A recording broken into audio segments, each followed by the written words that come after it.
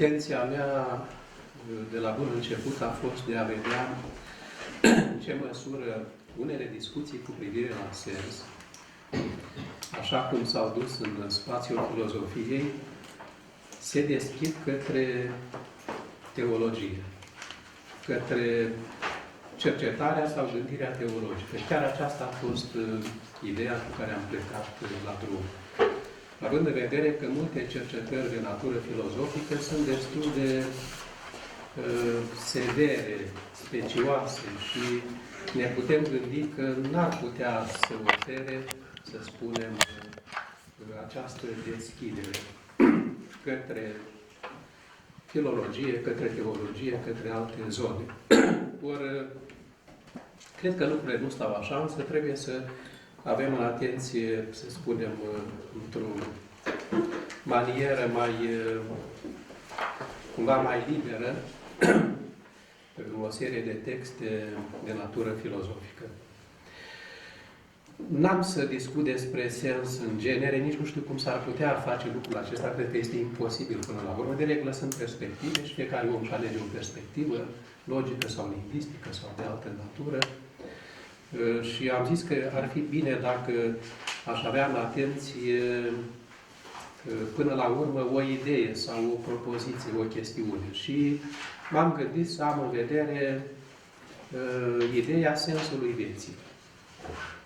Să fie, să spun așa, propoziția de probă, sau la care să mă opresc, sau la care să mă întorc în momentul în care, știu eu, mă refer la un autor sau altul. Asta și dintr-un motiv,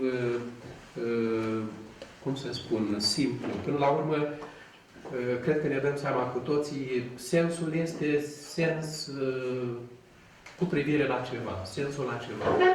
Sens în genere, sens în abstract, nu cred că poate fi gândit, nu cred că e ceva inteligibil. De altfel mă gândeam, de ce natură e sensul? E cumva ca și numărul, ca și ritmul, ca și melodia. Deci nu e lucru, nu e obiect, nu e stare de lucruri. El trebuie găsit într-o a doua instanță. Eu risc să spun că este de natură speculativă sensul.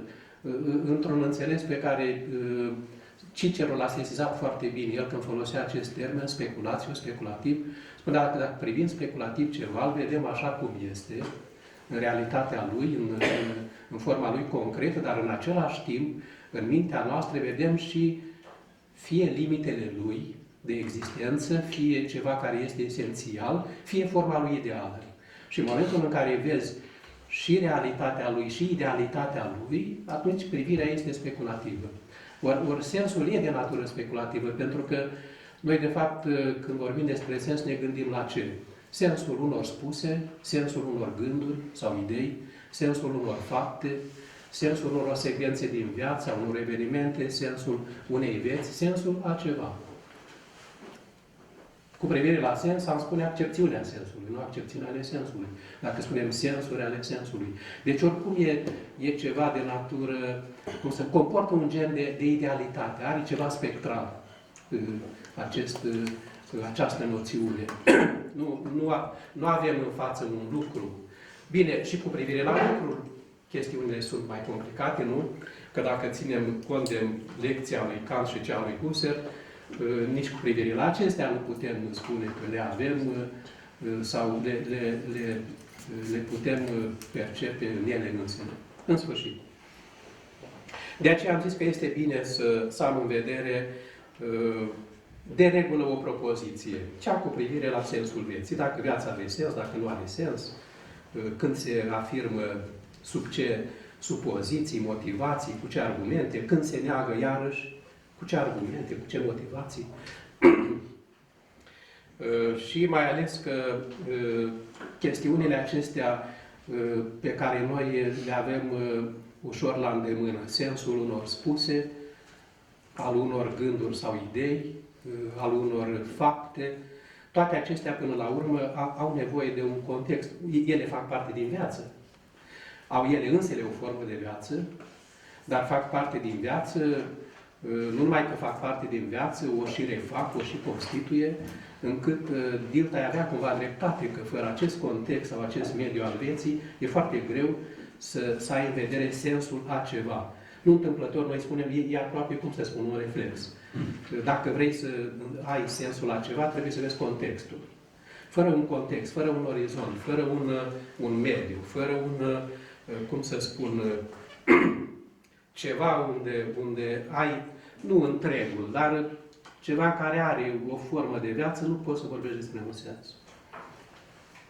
De aceea am zis că este bine să mă opresc la o propoziție și cu privire la propoziția aceasta, pe care o credez de multă vreme, spusă cu privire la sensul vieții, am găsit o antologie care mi s-a părut foarte interesantă chiar, numită chiar așa, Sensul vieții, în engleză, o discuție sau în sfârșit în 2008 și e compusă din 3 părți mari. În prima parte sunt multe nume acolo, cele mai multe sunt ale unor filosofi. După o introducere a lui Klemke, care împreună cu Stephen Kahn editează acest volum. Prima parte, răspunsul teist sau răspunsul dinspre religie, dinspre teologie. Și aici este prinsă spovedania lui Tolstoi, o parte din confesiunea lui Tolstoi, după care sunt 3 texte, unul a lui Swinson despre demnitatea omului și sensul vieții, un altul despre sensul vieții, răspunsuri religioase, un altul despre sensul vieții în iudaism și sensul vieții în învățătura creștină. Urmează răspunsul non-teist, așa cum editorii au intitulat a doua parte, unde avem foarte mulți filozofi. De la Schopenhauer este primul, fragmente despre suferință chiar în sens ontologic, Russell, Moritz Schlick, Albert Camus, n-avea cum să lipsească, Kurt Bayer, Paul Edwards, Richard Taylor, Thomas Nagel, Feinberg și încheie Klemke, cel care este și unul dintre editori. Și vine a treia parte, care mi s-a părut cea mai interesantă până la urmă, și celelalte sunt fragmente cu comentarii. A treia parte intitulată Chestionarea chestiunii. Interogarea interogației. Întrebarea cu privire la întrebare. Că în joc este întrebarea cu privire la sensul vieții. Și pentru mulți, pentru aproape toți, cea mai serioasă problemă este dacă întrebarea cu privire la sensul vieții are sens. Deci dacă această întrebare are ea însăși un sens. Și evident, dacă spusele cu privire la sensul vieții au sens. Interesant acest viraj pe care îl face, să spunem, cercetătorul din timpul nostru. Nu se grăbește, să spunem, să vadă ce răspunsuri s-au dat, nici să vină el cu un răspuns, ci înainte de toate își pune el întrebarea cu privire la sensul acestei întrebări. Și aici sunt iarăși mulți filozofi, Alfred Eyer, unul Kai Nielsen, pe el îl știm că el se originează și în Carnap, Robert Nozick, Susan Wolf, Stephen Kahn, unul dintre coordonatori, și John Kirkus.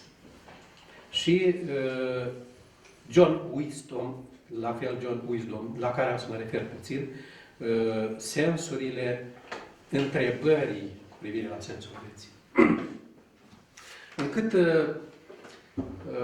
mi s-a părut interesant lucrul acesta, că mai mult decât graba către un răspuns și felul în care ar putea fi susținut un răspuns, în față este adusă întrebarea cu privire la sensul acestei întrebări.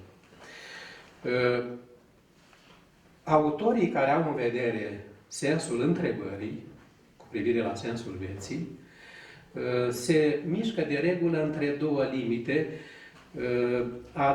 ale cercetării logice, dar într-un sens mai larg. Între limita între Carnap și Wittgenstein.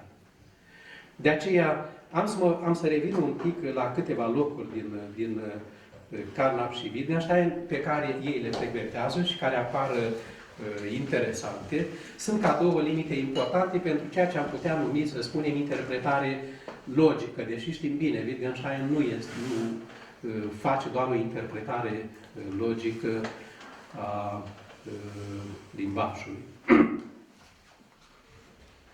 Dar în prealabil, revin la John Wisdom pentru că să vedem de ce își pun ei întrebările acestea, unul dintre cei care participă la a treia parte a volumului, sensurile întrebărilor privitoare la viață. Și spune că în timpul nostru cei mai mulți cred că este vorba de o întrebare fără sens. Întrebarea cu privire la sensul vieții. Dacă viața are sens sau nu are sens, ar fi o întrebare fără sens pentru cei mai mulți pe care el îi cunoaște. Însă nu le dă dreptate, întrucât pentru el întrebări fără sens ar fi întrebările de tipul, de pildă, pe ce se sprijină toate. O astfel de întrebare este o întrebare fără sens. Sau, ce este mai mare decât cel mai mare lucru din lume? Ar fi o întrebare fără sens. Mai că întrebarea cu privire la sensul vieții nu de acest tip. Deci el, pentru început, caută să vadă tipuri de întrebări. Acesta ar fi un tip de întrebare. Al doilea tip este întrebarea de felul, ce înseamnă aceasta? Ce înseamnă aceasta? De pildă, dacă un foc cârjolește totul în jur, are loc un accident, ne întrebăm ce înseamnă aceasta, ce s-a întâmplat. Și atunci căutăm o motivație, o cauză, o consecință. De regulă căutăm să privim întregul unei întâmplări, ansamblul ei.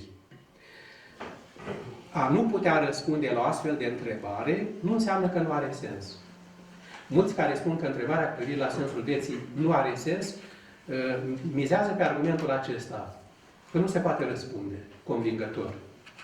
Nu poți da un răspuns bine determinat, un răspuns verificabil, intersubiectiv sau prin, știu eu, prin modalitățile pe care fie oamenii de știință, fie, să spunem, cei care au în vedere viața practică, morală, caută să verifice ceva. Ori a nu putea răspunde la o întrebare nu înseamnă că întrebarea nu are sens. Sunt multe întrebări la care nu răspundem, dar dintre ele unele au sens. Întrebarea cu privire la sensul vieții ar fi de un al treilea tip. Pentru că ea diferă de primele două tipuri și spune, seamănă cu întrebările pe care ni le punem atunci când vedem, de pildă, o piesă de teatru, o vedem în întregime și totuși ne întrebăm ce sens are cu tare scenă. Sau ne întrebăm ce sens are întreaga piesă. Cam în felul acesta, cam de acest tip ar fi și întrebarea cu privire la sensul vieții. Când ne putem întreba ce sens are o secvență din viață, o succesiune de fapte, sau ce sens ar avea întreaga viață. În cazul acesta ar trebui, evident, să avem o intuiție a unei posibile ordini în legătură cu ceea ce întrebăm. Fie într-o piesă de teatru, fie cu privire la viață. Și iarăși, a nu avea un răspuns nu înseamnă că întrebarea este lipsită de sens. Mai face câteva mențiuni care mi s-au părut importante, care răspunde la întrebarea care este sensul vieții, nu înseamnă să formulezi o propoziție sau o frază. Răspunsul nu este de acest tip. Bine, noi putem spune așa în grabă. Sensul vieții este buna conviețuire dintre oameni. Să spunem. Sensul vieții este, știu eu, să îndeplinești, nu știu ce, să realizezi anumite virtuți. Sensul vieții este comuniunea cu Dumnezeu. Noi putem spune lucrul acesta. Dar faptul că le spunem nu înseamnă că am răspuns la întrebarea cu privire la sensul vieții. Deci a formulat în cuvinte, într-o propoziție sau într-o frază, nu înseamnă a răspunde. Răspunsul presupune mult mai multe. Presupune înainte de toate, de pildă, să-ți asumi întrebarea, adică întrebarea chiar să simți nevoia să o formulezi. Chiar să simți nevoia să o formulezi. Să vină pe neașteptate. De fapt, ea să te întrebe pe tine, nu? Și tu să fii nevoit, să spun, să-ți spui ceva cu privire la asta, dar cum îți spui? Până la urmă, răspunsul la astfel de întrebare trebuie să fie el însuși un fapt de viață.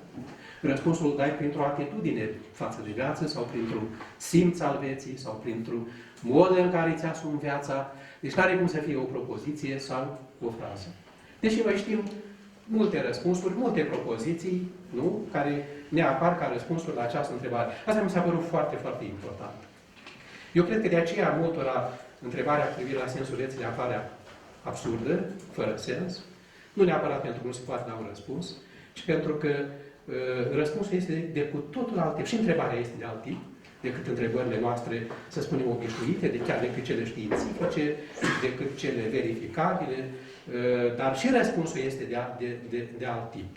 Și firește că lucrurile acestea au dat mult de gândit și nu mă miră că din acest volum, pe care atunci când l-am luat zic că în sfârșit aflu ce spun oamenii de astăzi, mai ales dintr-un mediu foarte riguros, analitic, care este sensul vieții.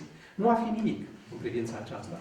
Afli foarte multe despre întrebarea cu privire la sensul vieții și despre propozițiile pe care noi le spunem cu privire la sensul vieții, în ce măsură ele sunt acceptabile sau nu și în ce măsură, să spunem, chestiunea este sau nu asumată de cineva.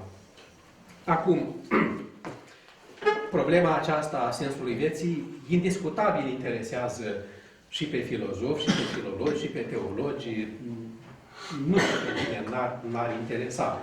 Dar, repet, în sfârșit, trebuie să te calce întrebarea sau să te frecventeze, nu să o preiei dintr-un manual sau, știu eu, într-o manieră scolastică, pentru că în cazul acesta ea nu înseamnă nimic. Revin la Karl Lauk. Noi știm foarte bine ce a spus Karl Lauk.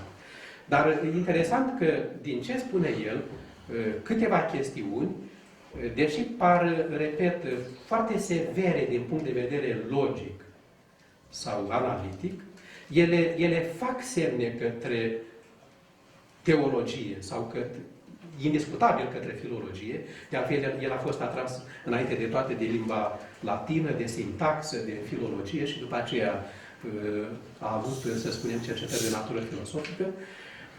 Și am să mă opresc la câteva lucruri de felul acesta. De pildă, el spune că doar enunțurile noastre pot să fie cu sens sau fără sens. Doar enunțurile. Nu faptele, nu evenimentele, nu viața, nu lucrurile, nu lumea. Nu stările de lucruri. Acestea nu sunt cu sens sau fără sens. Doar enunțurile. Ceea ce enunță omul poate fi cu sens sau fără sens. E foarte interesant lucrul acesta. Bine, noi am putea spune că există în fond și o intuiție a sensului vieții, sentimentul sensului vieții, nu? Dar în momentul în care, de pildă, vrem să recunoaștem acest sens sau să-l conștientizăm, noi verbalizăm sau noi, cum să spun, oferim o expresie lingvistică celor simțite, trăite. Altfel nu putem, de pildă, să afirmăm sau să negăm, să acceptăm sau să respingem, să recunoaștem sau să nu recunoaștem. Deci, într-o privință, Carnap, eu cred că are dreptate, dar el este restrictiv și mi se pare, cum să spun, că forțează, merge la o limită pur și simplu, cu această spusă, doar enunțurile pot să fie cu sens sau fără sens. Ori pentru aceasta noi știm că el, cu privire la să spun spusă în loc de enunț, pentru că pentru el enunțul deja este ceva cu sens, spusele noastre pot să fie cu sens sau fără sens, dar ca o spusă nu să fie cu sens, ne amintim foarte bine, trebuie cuvintele care o compun să aibă semnificație verificabilă într-o experiență determinată, este o cerință, nu, a lui. Propoziția spusă să ia o anumită formă, de pildă X este Y, ea să poată fi verificată într-o experiență nemijlocită sau să poată fi redusă la o propoziție care este verificabilă. Altfel, avem doar pseudo-propoziții, adică spuse fără sens. Și la un moment dat chiar stabilește o formă de cum să spun, niște grade sau trepte ale gravității nonsensului. În momentul în care, să spunem, nu ai cuvintele nu au o semnificație determinată sau sintaxa nu este conformă unor reguli. În cazul acesta e o pseudopropoziție, o spusă fără sens. În momentul în care o spui pretizând că are sens, e a doua treaptă. E mai grav. Adică nonsensul devine mai grav, pentru că ceva care nu are sens, pretinzi că are sens.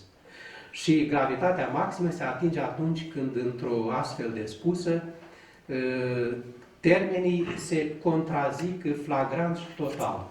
Pentru cea de-a treia situație, preia propoziții din Heidegger, din ce este metafizica, propozițiile cu nimicul, nimicul este aici, nimicul apare în față, nimicul este, spune Kant la un moment dat, nimicul trece prin fața ferestrei, etc., etc.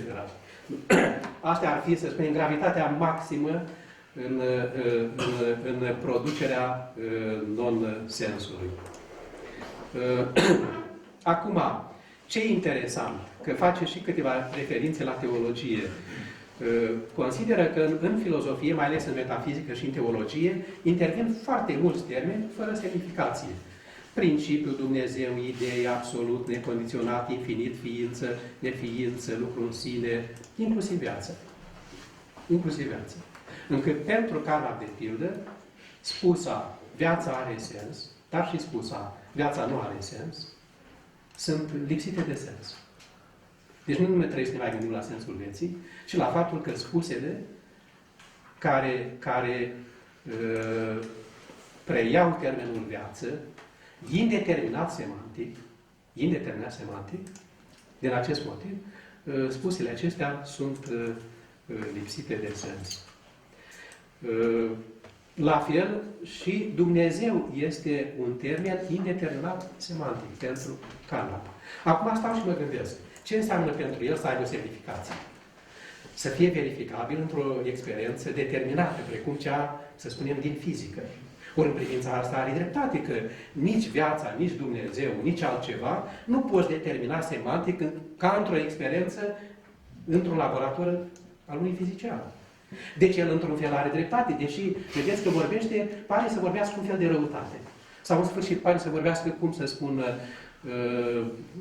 insensibil la ce înseamnă metafizică, ontologie, teologie și toate celelalte.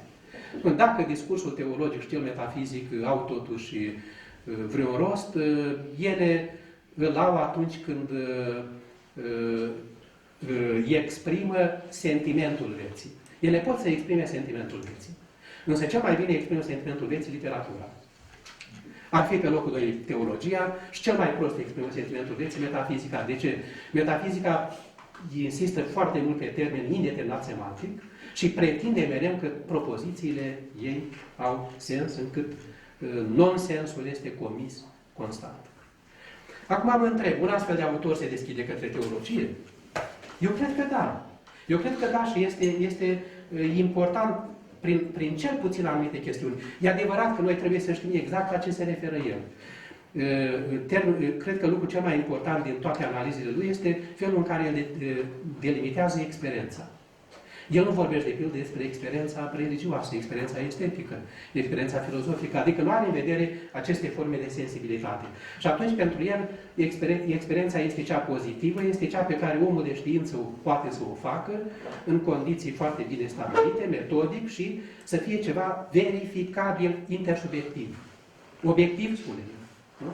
Bun, verificabil intersubiectiv sau obiectiv nu este nici viața, nici Dumnezeu, nici lumea, cam nimic din ceea ce discută teologia și metafizica. Dar prin ce spune Carnap ne face totuși atenți la o limită pe care o poate atinge, de pildă, cercetarea științifică sau pe care o poate avea omul în atitudinea lui tehnică. În atitudinea lui tehnică sau științifică, omul poate atinge limita aceasta în care să creadă că în afară de ceea ce face el, nimic nu mai are sens. Wittgenstein este mult mai deschis. Reamintesc înainte de toate distinția pe care el o face între ceea ce se poate spune și ceea ce se arată, care mie mi se pare foarte importantă, chiar din Tractatus, nu? Ceea ce se arată, e interesant și acest reflexiv, că se arată, de pildă într-o poezie, tristețea se arată, ea nu este descrisă. Noi spunem adesea, poetul își descrie propria lui tristețe sau descrie tristețea nu știu cui, dar dacă el este cu adevărat poet, tristețea se arată acolo. El nu este, să spunem, om de știință ca să descrie o stare psihică sau sufletească a cuiva. La fel, curajul și lașitatea în faptele noastre se arată, ele nu. Noi încercăm să le descriem, dar astea sunt modalități nepotrivite și insuficiente. De regulă, când recunoaștem curajul cuiva, curajul se arată el însuși în faptele acelui om. Și înainte de toate, ceea ce se petrece cu propria viață se arată și nu poate fi descris. Adevărurile vieții se arată și cum se arată ele. Pentru Wittgenstein se arată în special în unele scrieri literare, în viziune artistice și religioase. Revine mult cu această idee în investigații și în caietele lui de mai târziu. Spune la un moment dat în Tractatus, nu cum este lumea reprezintă misticul, ci faptul că ea există. Întrucât misticul pentru el se arată, nu poate fi descris.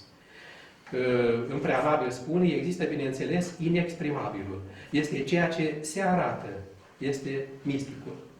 Indiscutabil că prin astfel de propoziții sau de gânduri, el se deschide către teologie și, evident, către metafizică. Distinge la fel între problemele de natură științifică și problemele de viață. Lucrul acesta mi-a plăcut foarte mult, mai ales când spune: noi simțim că chiar și atunci când toate problemele științifice primesc un răspuns, problemele noastre de viață încă nu sunt câtuși de puțin atinse. Desigur că în acest caz nu mai rămâne nicio întrebare și tocmai acesta este răspunsul. În alt loc, dezlegarea problemei vieții se vede în dispariția acestei probleme. Nu este oare acesta motivul pentru care oamenii cărora sensul vieții le-a devenit clar după îndelungi îndoieli, nu pot spune în ce constă acest sens? E foarte interesant lucrul acesta. Deci sensul vieții îți poate deveni clar la un moment dat, dar nu înseamnă că îl poți descrie sau îl poți formula într-o propoziție, într-o frază, ca să-l livrezi al cuiva, sau, eu știu, ca să-l notezi.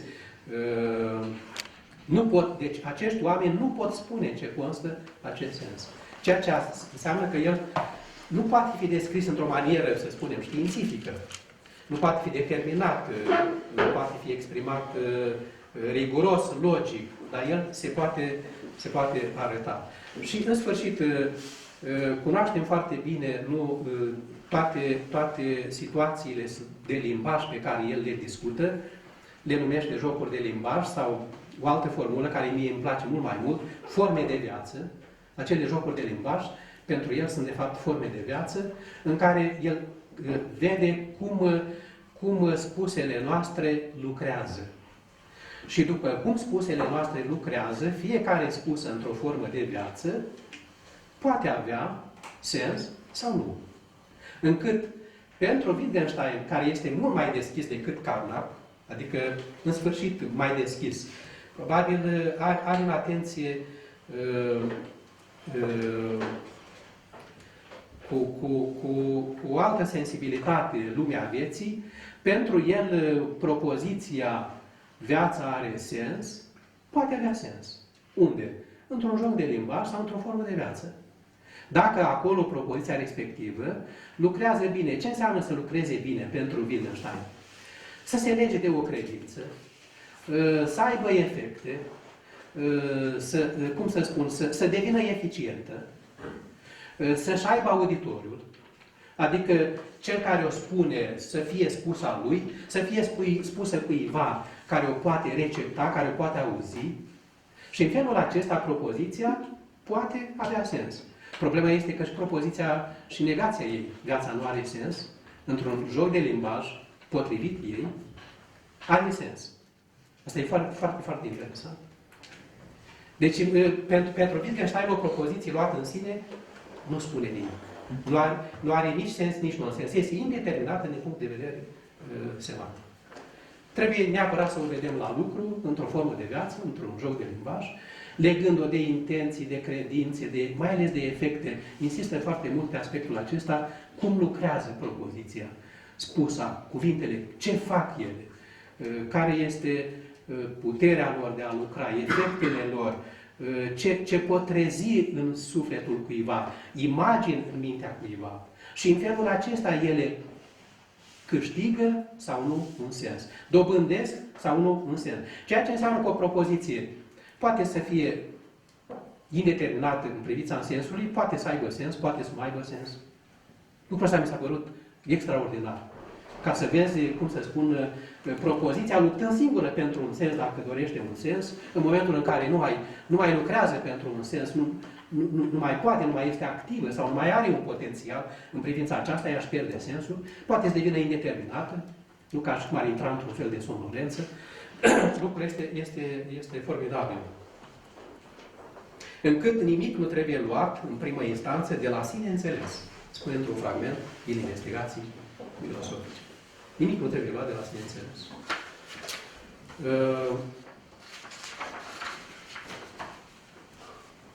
Ce aș vrea să spun, ca să nu întârzii prea mult, chestiunile acestea de natură logică, mie mi se par că chiar și în cazul în care sunt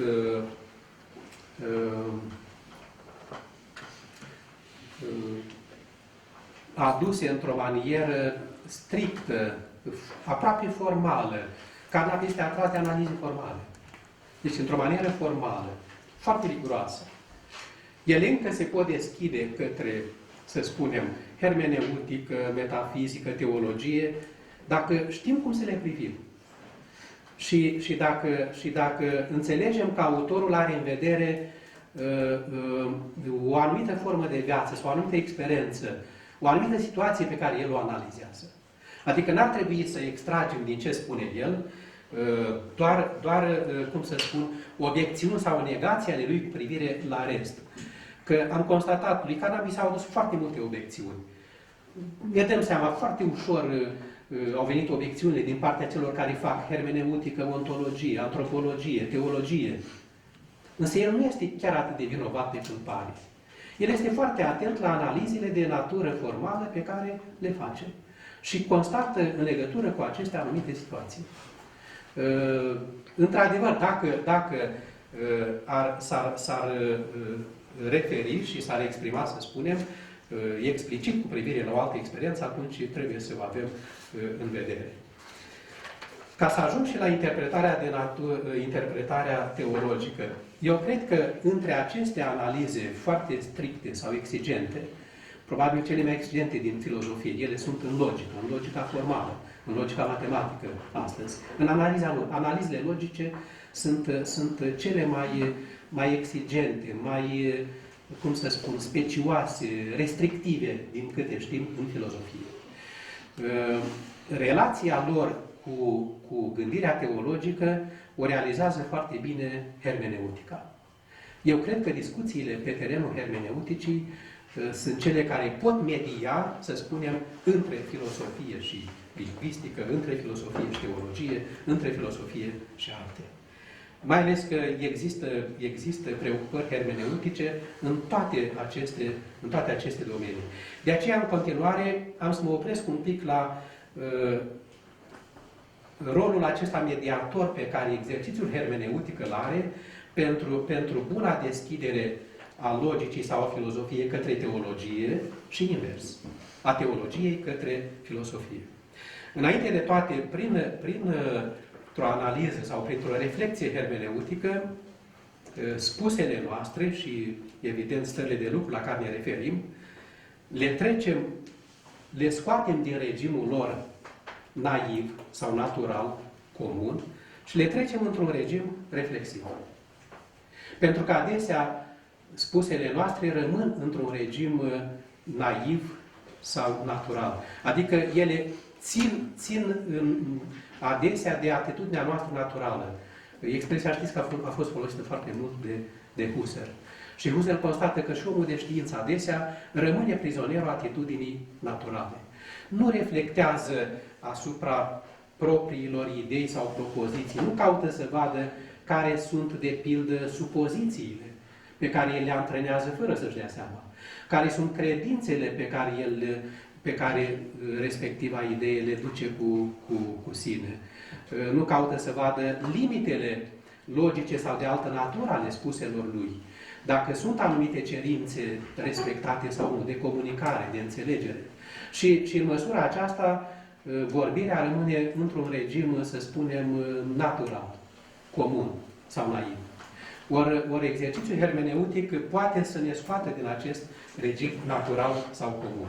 Nu să vedem, de pildă, credințele pe care se sprijină spusele noastre.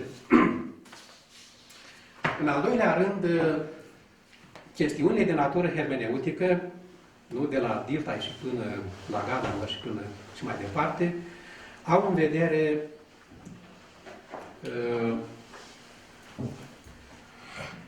în legătură cu posibilitatea sensului, geneza acestuia. Cum se constituie sensul? E foarte important să știm cum se constituie sensul la un moment dat. Dacă vorbim de sens al vieții, cum se constituie sensul vieții? Dacă vorbim de sens al unei propoziții, cum se constituie sensul acestei propoziții?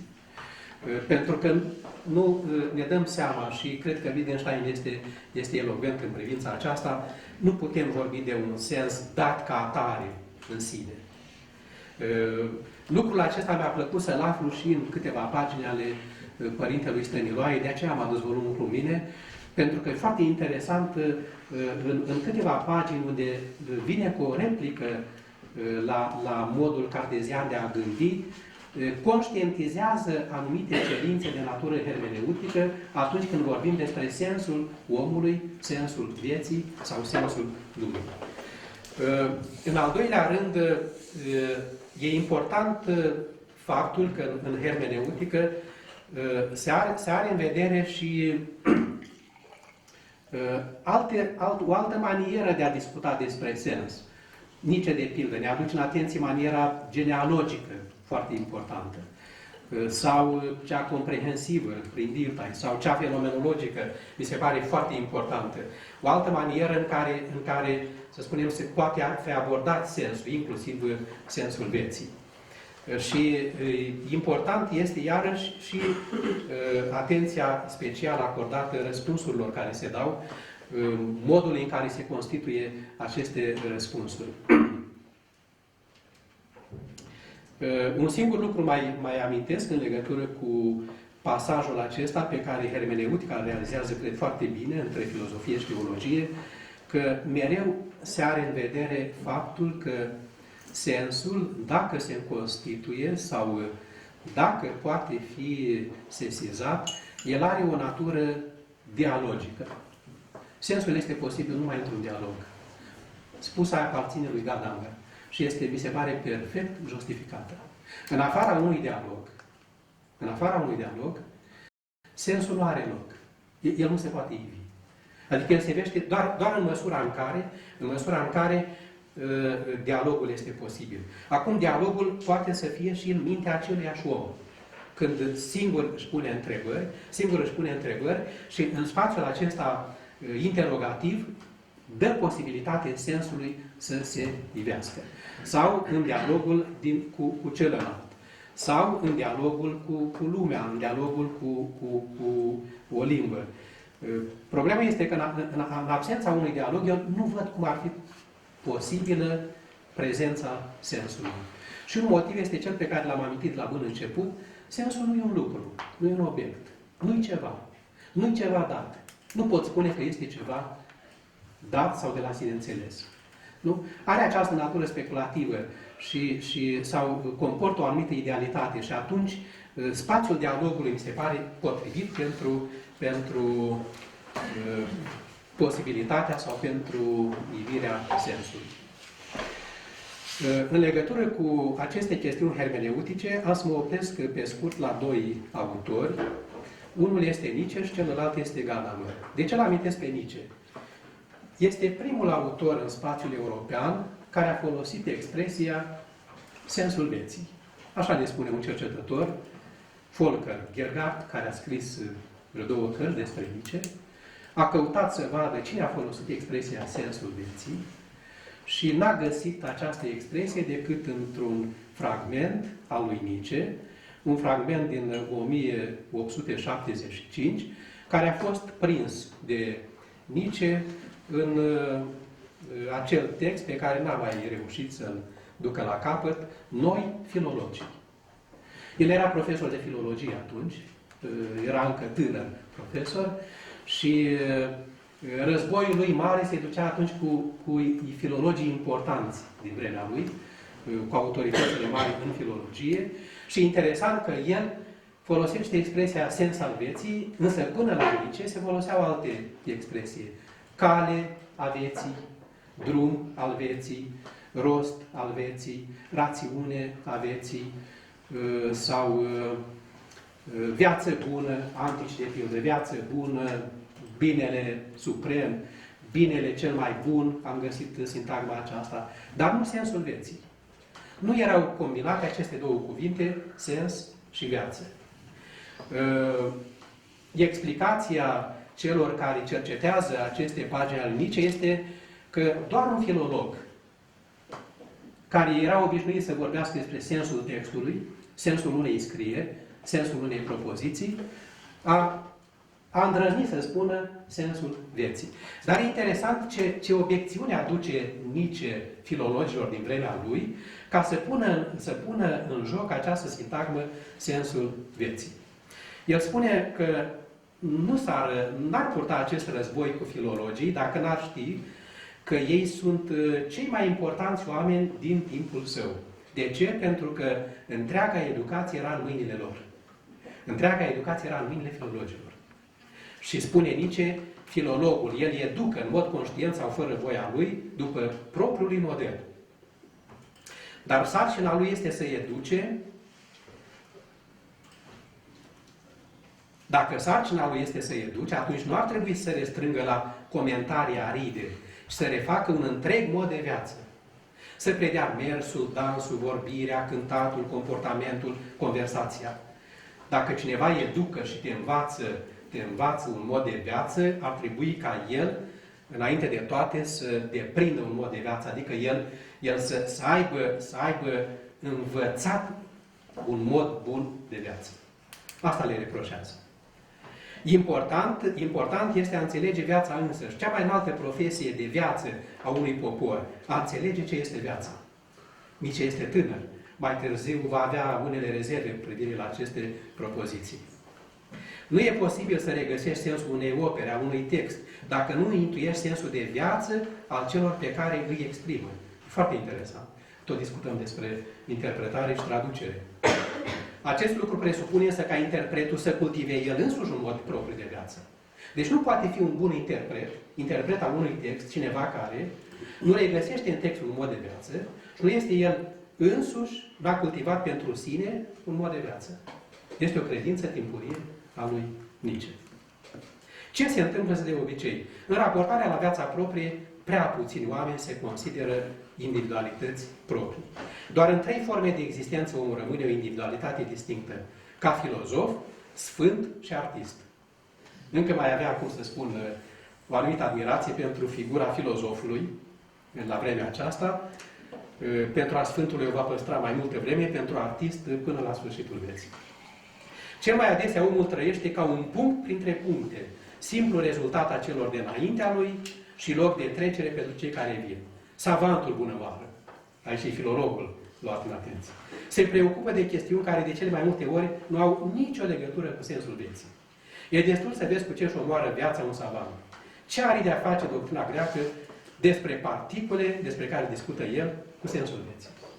A constatat că unii care traduc din greacă îi explică în timp ce traduc ce însemnau atomii la Democrit, la Epicur și la ceilalți. Acest om nu afirmă nimic cu privire la valoarea vieții. Aici apare prima dată expresia sensul vieții. În acest fragment. E destul să vezi cu ce își omoară viața un savant, ce are de a face doctrina greacă despre particule, despre care discută filologii, cu sensul vieții. Filologul atunci era cel care traducea, care interpreta, care de fapt oferea vechea cultură omului din timpul său. E foarte interesant lucrul acesta. Mi s-a părut, cum să spun, e un fragment timpuriu al lui Nietzsche, dar mi se pare atemporal. Adică poți să-l revezi oricând, să uiți că e vorba de un filolog tânăr, iar pentru cerințele reale ale interpretării, mi se pare admirabil. Ca să interpretezi ceva și să n-ai acces la modul de viață de care ține acel text, e muncă inutilă, în mare măsură. Sigur, se pot clarifica unele chestiuni formale, să spunem sintactice sau logice, dar nu mare lucru. Problema este că și interpretul trebuie să realizeze această cerință, adică să cultive pentru sine un mod de viață. De ce? Altfel nu ai acces la modul de viață al celuilalt. Cine nu cultivă un mod de viață, cum să aibă acces la modul de viață al celuilalt? Este o imposibilitate, știți? E ca și cum cineva, fără ureche muzicală, ar putea să aibă acces la muzicalitatea unei opere. Este o neputință. Încât mi s-a părut interesant și aspectul acesta că, odată cu Nietzsche, intră în fața analogia dintre text și viață. Că dacă analogia aceasta nu ar fi fost destul de puternică, adică să fie, pentru Nietzsche, să fie una revelatorie, nu cred că ar fi folosit expresia sens al vieții. Cuvântul sens se folosea doar în legătură cu textele. Sau, de regulă, cel mai adesea, în legătură cu textele. Dacă vezi viața ca un text, numai ca o carte, pentru că despre viață ca o carte s-a vorbit până atunci, dar nu s-a folosit termenul sens. Iar am luat cuvântul carte în alt înțeles. Deja pentru Nietzsche, cum să spun, textul importă, textul care este produs de un autor, textul care poate avea sau poate să rateze sensul și analogia aceasta dintre viață și text aduce în cultura noastră expresia sens al vieții, care în momentul de față a devenit banală sau să spun, complet obișnuită. Jean Grondin, când comentează acest fragment al lui Nietzsche, spune că deja prin Nietzsche are loc un gen de filologizare a existenței. Ontologia, cum să spun, este marcată profund de simțul filologic al lucrurilor, simțul filologic al existenței. Interesant lucrul acesta.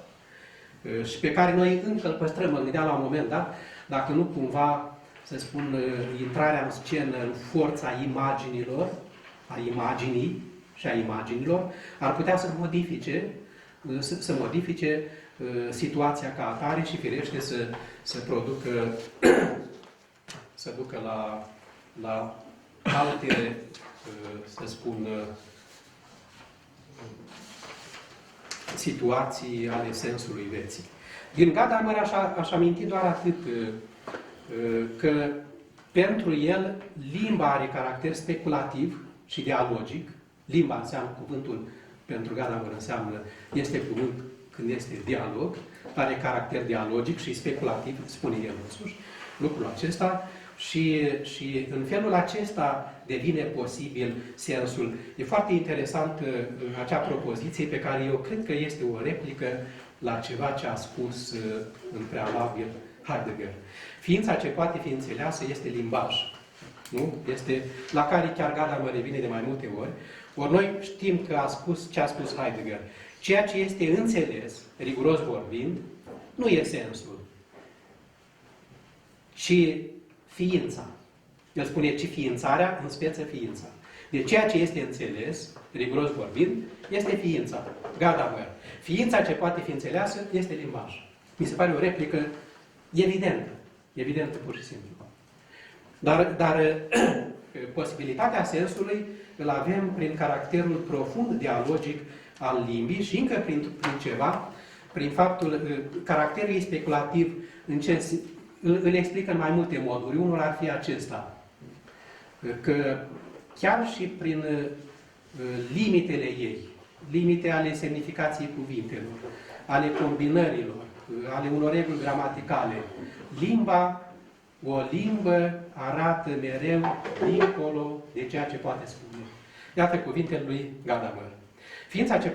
Atunci când am scris propoziția, ființa ce poate fi înțeleasă este limbaj, semnificația ei era aceea că ceea ce este nu poate fi niciodată înțeles în întregime. Sensul niciodată nu este, să spunem, nu este confiscat sau preluat complet. Rămâne ceva care nu poate fi determinat sau preluat. Aceasta e semnificația ei. În măsura în care tot ce deține un limbaj trimite întotdeauna dincolo de ceea ce ajunge la nivelul expresiei. Este formidabilă propoziția aceasta. Mai ales că este spusă cu multă luciditate. El nu face poezie aici. Tot ce deține un limbaj trimite întotdeauna dincolo de ceea ce ajunge la nivelul de expresie. În asta asta caracterul speculativ, în sensul că limba, chiar și atunci când are limite severe, este capabilă să descopere un dincolo. Să anunțe, să-l anunțe, să facă un semn către un dincolo. E foarte important lucrul acesta și iarăși, repet, pentru un dialog, filozofie-teologie, mi se pare un loc esențial. În ceea ce privește interpretarea teologică, eu pregătisem mai multe lucruri, inclusiv din volumul amintit, antologia respectivă, textul unui teolog, dar am să mă opresc la câteva, știu eu, sper în 5-7 minute, dacă nu e prea mult, la 2-3 pagini din Dumitru Stăniloae. Am la mine studii de teologie dogmatică ortodoxă și sunt la secțiunea Omul și Dumnezeu, capitolul 1, persoana umană în comunie cu Dumnezeu și cu semenii, chip creat și nemuritor al Sfintei Trăimi. Un filozof, când citește acest titlu, are anumite rezerve. Se întreabă, în primul rând, dacă el va înțelege ceva de ce spune un teolog, în măsura în care nu are o bună pregătire teologică, nu are o bună inițiere dogmatică. Noi vorbim, în sfârșit, vorbim ușor despre cele sfinte, dar inițierea dogmatică mi se pare fundamentală ca să vorbești în cunoștință de cauză. Însă, după ce am citit, mi-am dat seama că ar putea fi citite de orice tânăr care se inițiază în filozofie.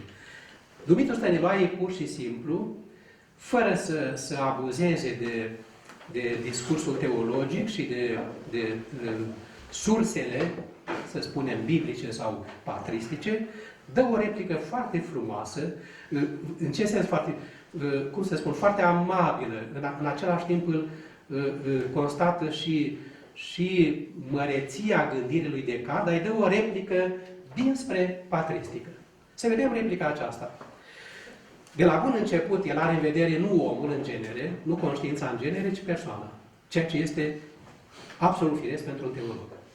Persoana umană este, în primul rând, o existență conștientă de sine. Descartes a văzut-o aceasta afirmând ca adevăr fundamental despre ea că cogito ergo sum. Și mai sunt pasaje în care, în sfârșit, aduce acest omagiu lui Descartes, că a văzut că persoana este, în primul rând, o existență conștientă de sine. Conștiința de sine, dar conștiința de sine nu doar într-o manieră, cum să spun,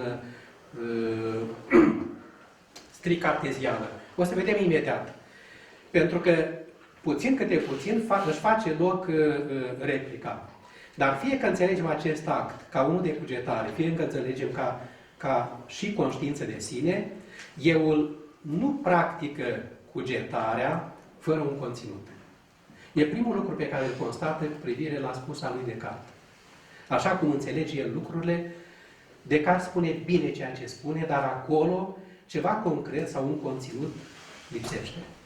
Că dacă nu ar lipsi, dacă ar fi prezent, s-ar putea vedea dincolo de mențiunea făcută de Descartes. Și adaugă, euul urmărește prin cugetare sau prin conștiința de sine să știe ce este el sau sinea în care e conștient. Euul urmărește prin cugetarea sau prin conștiința de sine să știe cel puțin ce este, de unde este și cu ce rost este. Și a făcut loc întrebării privire la sensul persoanei sau al vieții omului. Însă, cum își fac loc acestea trei? Ce este omul, de unde este și cu ce rost este?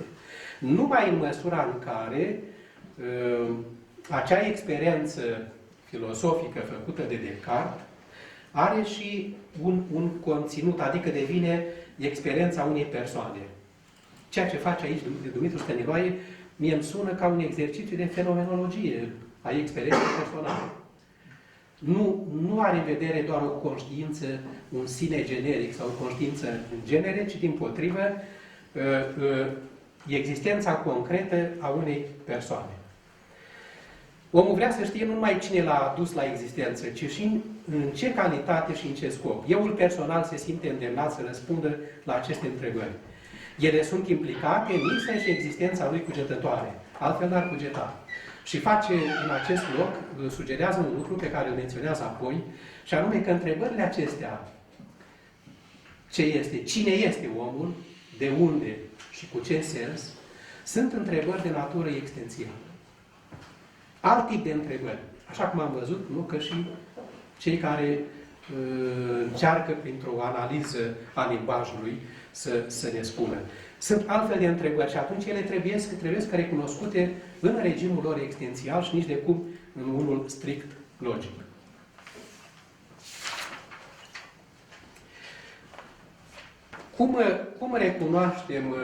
Cum recunoaștem caracterul, să spunem, concret sau conținutul acelui adevăr cu privire la care Descartes ne-a făcut atenți? Prin aceea că întrebările pe care omul și le pune în viața lui personală sau concretă sunt întrebări care îi aduc un plus de existență. Insistă mult pe chestiunea aceasta, că întrebările noastre sau modul în care noi gândim ne poate aduce un plus de existență. Dumitru Stăniloae are în vedere plusul de existență, dar te poți gândi în același timp și la minusul de existență în cazul în care întrebările sunt prost puse sau în cazul în care nu-ți pui anumite întrebări și nu ai un anumit gen de raportare. Și spune, știind de pildă unul de altul, cunoaștem și mai mult dacă existăm, iar aceasta înseamnă că de fapt existăm și mai mult. Astfel, în cogito sau în conștiința de sine sunt implicate de fapt 4 afirmații. Cea despre existența euului, despre cugetarea mea, despre conștiința de mine însumi și despre existența celorlalte lucruri. Și în felul acesta am un plus de existență. A exista mai mult sau mai puțin. Ori consideră că aspectul acesta existențial și conținutul conștiinței de sine, persoana îl are prin constantă raportare la celălalt. Plusul de existență îl obțin întâlnindu-mă cu un alt subiect care îmi acordă importanță, care îmi dă ajutor în mod liber sau care îmi spune ceva despre el. De aceea a avut dreptate patriarhul Calist din Constantinopol din secolul XIV să spună cu mult înaintea lui Descartes, iubesc, deci sunt. Nu cuget, deci sunt. Iubesc, deci sunt. Cuget, în sfârșit, cuget poate ajunge în forma lui, să spunem, de limită sau abstractă, pe când a iubi nu poți iubi în mod abstract, este iarăși o imposibilitate. A iubi înseamnă relația cu celălalt. Este adusă și am văzut că Dumitru Stăniloae are în vedere acest termen a iubi într-un înțeles destul de larg. Mă întrebam la un moment dat dacă nu a fost inspirat puțin de felul în care Heidegger descrie grija în relația cu celălalt, pentru că tot ce găsim la Heidegger, privind grija în relația cu celălalt, apare la Stăniloae sub numele iubirii în relația cu celălalt.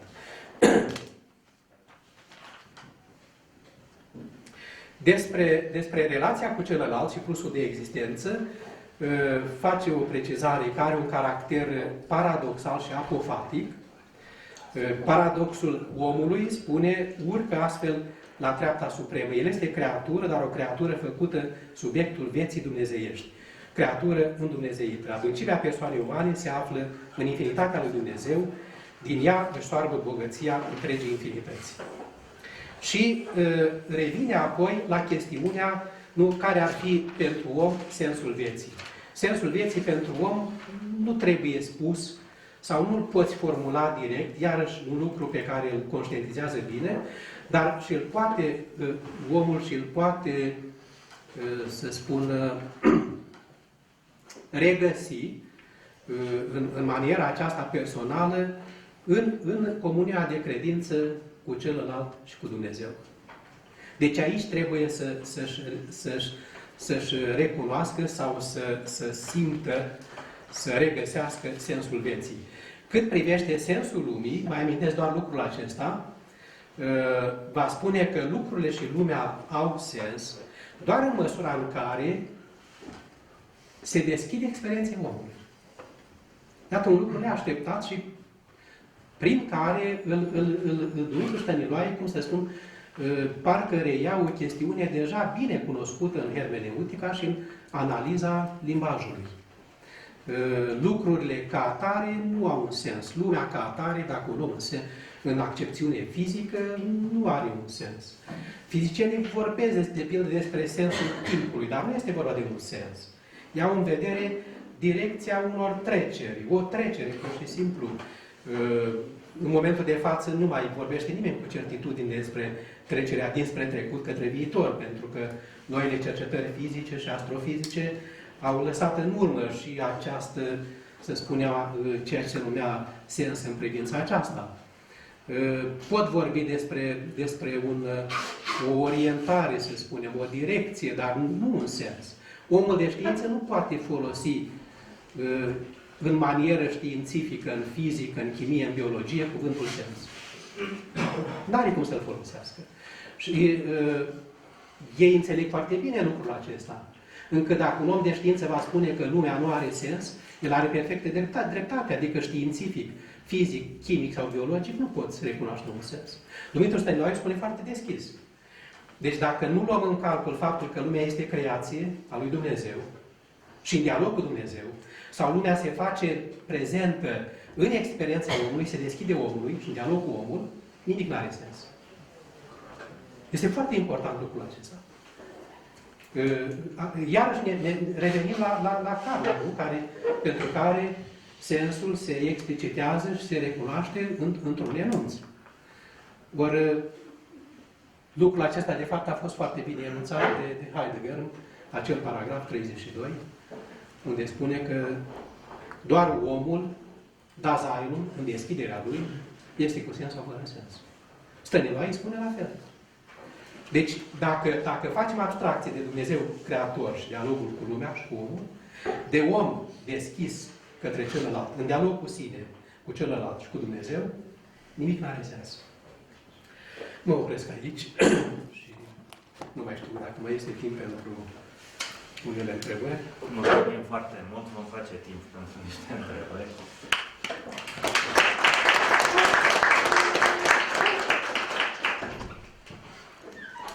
Mulțumim pentru acest